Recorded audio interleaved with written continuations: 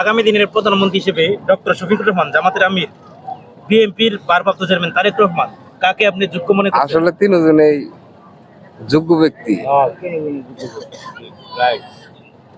তিনজনেই যোগ্য ব্যক্তি, কেননা আমি দুইজন বলছি, আরেকজন অবশ্য বলছেন এনসিপির প্রধান নাহিদ ইসলাম। না, ওনারা নতুন আসছে, ওনারা বুঝে লোক, আরো আরো তো ওনারা সংস্কার কি জিনিসটা বুঝে লোক। এত তাড়াতাড়ি জামাত তো মনে করেন যে করে মারি আছে, দল বন্ধ করে দিছে, ওখানে হেরা হগলে বাড়ছে। তা এই মুহূর্তে তেগি নেতা, তেগি যারা পার্টি আছে, যে জামাত ইসলাম, বিএনপি, বিএনপির চেয়ে বেশি ভুগছে জামাত। ডাক্তার শফিকুর ইসলামেরও কিন্তু ফালাই দেওয়া যায় না, কিন্তু উনিও কিন্তু একজন ব্রেনি মানুষ, বুদ্ধিমান মানুষ।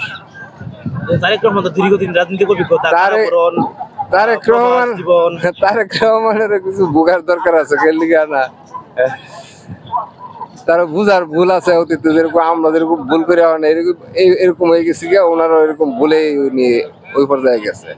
তো দেশে যেটা করছে শেখ হাসিনা, এটা সম্পূর্ণ অবৈধ, একবারে অবৈধ। 13 সালের পরে সম্পূর্ণ অবৈধ।